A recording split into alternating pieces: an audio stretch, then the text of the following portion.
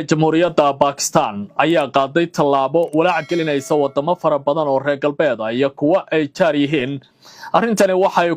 ka dambeysay kadib markii ay sheegtay dowladda Pakistan inay sameynayso nidaamka elektarooniga ee ka hortagaya gantaalaha difaaca sidoo kalena gantaalaha lagu soo tuuro wadankaasi oo difaacay u noqon karaya nidaamkan iyagoo sidoo kale gantaalaha nidaamkan uu tuuraya ay gaari karaan masaafo gaaraysa 400 oo kilomitir iyo ka hortagga weerarada diyaaradaha aan duuliyaha lahayn ee wadankaasi Pakistan ay suuragal tahay in lagu soo qaado. sidaasi waxaa telefishinka Jio TV u sheegay xubno ka tirsan wasaaradda gaashaandhigga ee dalkaasi Pakistan.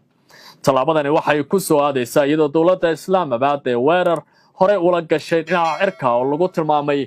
kii 70 sanadood ugu awoodda badnaa tan iyo wixii ka dambeeyay dagaalkii labaad ee adduunka dalka Hindiya oo ay ood wadaagta yihiin.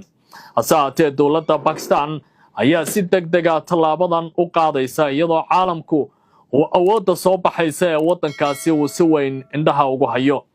qorshahan ayaa iminka waxa walaac ku abuuraya wadamo fara badan oo reer galbeed ah kuwaasi oo hore uga walaacsanaa iyadoo dowladdaasi Pakistan ay hore u soo riday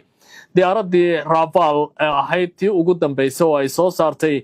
wasaaradda ama warshadaha wax soo saarka ee wadankaasi la yiraahdo Faransiiska oo ah nooca ama kuwa gaashaandhigga qalabkooda sameeya. diyaaraddaas ayaa waxaa ku doolaya ciidamada dalka Hindiya xilligii dagaalka cirka labada dhinac oo u dhaxeeyay ka hor inta aanu ku dhawaaqin Donald Trump dagaalkaasi in la soo gabagabeeyay.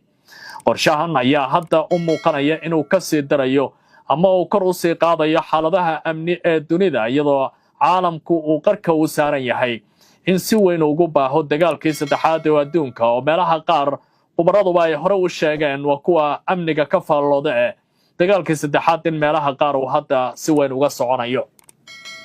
tallaabada Pakistan waxay ku soo aadaysaa iyadoo dowladda Mareykanku ay hore uga soo horjeesatay gantaalo dowladdaasi ay dhisayso oo ku saabsan kuwa isaga gudba xuduudaha lana sheegay gantaalka laga tuuray Islaamabad in uu garaaci karayo magaalada New York taasi oo Washington ay ku tilmaantay mid aan la qaadan karin. waxaana qodobkaasi uu soo dedejiyay generaalka ugu sareeya ciidamada ee Qaasim Munir